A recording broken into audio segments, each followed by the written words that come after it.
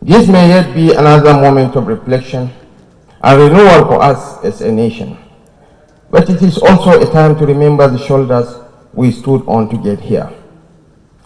This gathering is a poignant reminder that we cannot go far without looking back, to understand where we were, to appreciate where we are, and to envision where we are headed.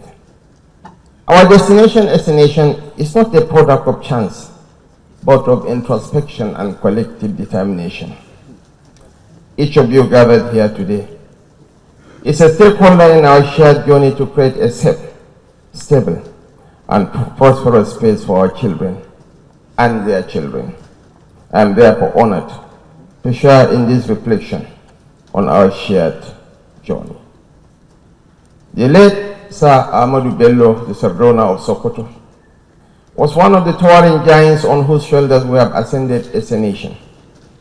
Its legacy reinforces our conviction that the development of the North is central to the prosperity of Nigeria.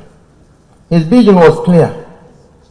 The North cannot progress in isolation, and Nigeria cannot prosper unless every part of this nation thrives. Whatever disrupts the growth of one region sets back the entire nation. Yet we cannot ignore the harsh realities that have hindered our progress.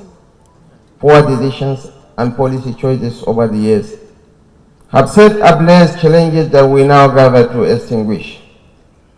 For far too long, we have been counted as a nation with the most children out of school, a reality that should not elicit pride, but provoke urgent action. This alarming statistic has turned the promise of our population into a challenge rather than the dividends it ought to be. Our challenge here is to engineer a transition towards a federation defined by order, stability, and safety. This task is both urgent and achievable, and it requires all of us, government, traditional institutions, civil society, and most importantly, our youth, to rise to the occasion. Your Eminence, Your Excellencies, Your Royal Highnesses, distinguished guests, this gathering signals our collective realization that the time for more discussions has passed. Today is about action. Our youth are not bystanders in the nation's story. They are the drivers of its future. With a median age of 17, we are one of the youngest populations in the world. By 2050, Nigeria will become the third most populous nation globally, with 3/4 of our citizens under the age of 21. This is why we have prioritized initiatives such as the Almajiri and Out of School Children Commission, which collaborates with all levels of government to ensure that every child has access to quality education. We have also come to an epiphany through pragmatic assessments of our realities and the feedback we receive. For the dividends of democracy to reach every corner of our nation, we must empower local governments to serve as active pipelines of governance. This is why we have prioritized local government autonomy, enabling them to receive their full entitlements and improve primary education funding. But governance is a shared responsibility. Citizens must hold their leaders accountable to ensure that every child is given a fighting chance. In our commitment to equity and inclusion, we have established the Ministry of Regional Development. This ministry oversees the operations of regional commissions, including the Northwest Development Commission, the Niger Delta Development Commission, the Northeast Development Commission, the Southeast Development Commission, and the North Central Development Commissions, and others, all of which are tasked with empowering the youth, the backbone of our nation. Since assuming office, we have recognized that education alone is insufficient. We have initiated programs like the Presidential Initiative for Youth Enterprise Clusters to empower young entrepreneurs. Other interventions such as the Youth Investment Fund and MSME clinics are creating opportunities in agriculture, technology, and other sectors across the nation. Our creative and digital economy is another gold mine.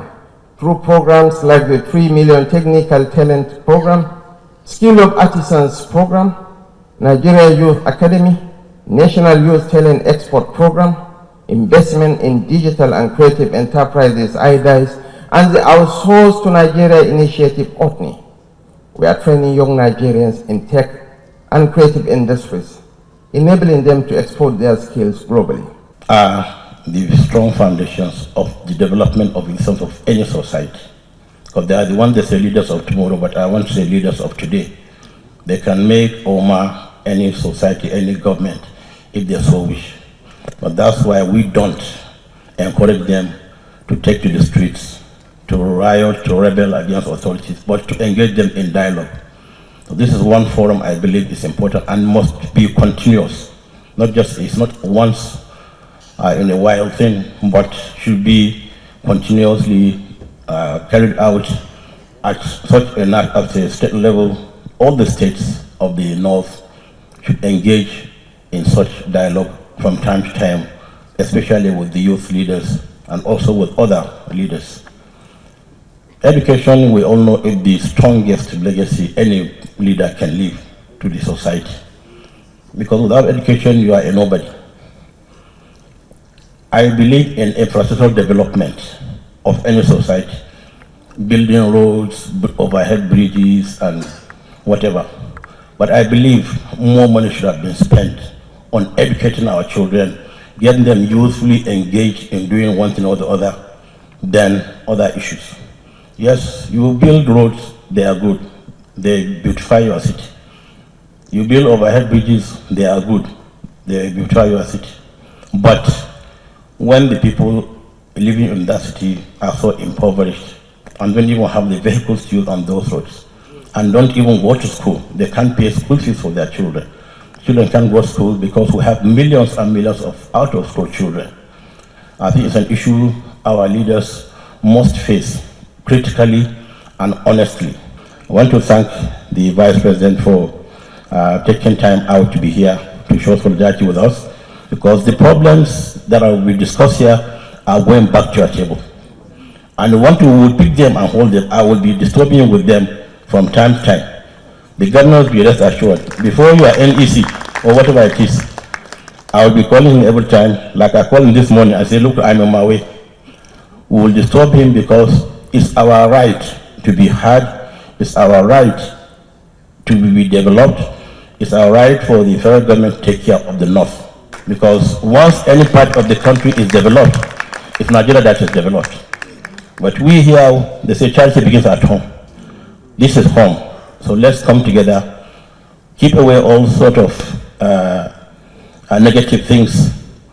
Nobody should be allowed to come in and build roadblocks towards our unity as North or as Christians or Muslims or whatever it is.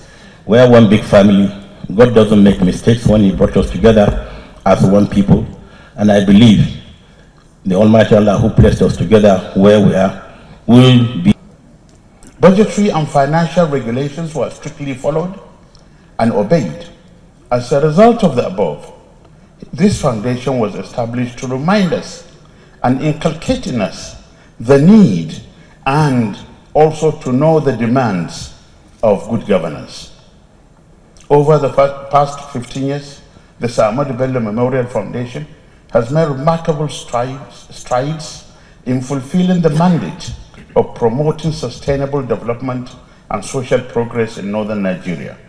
Through various initiatives, we have sought to address critical issues affecting our communities, particularly in education.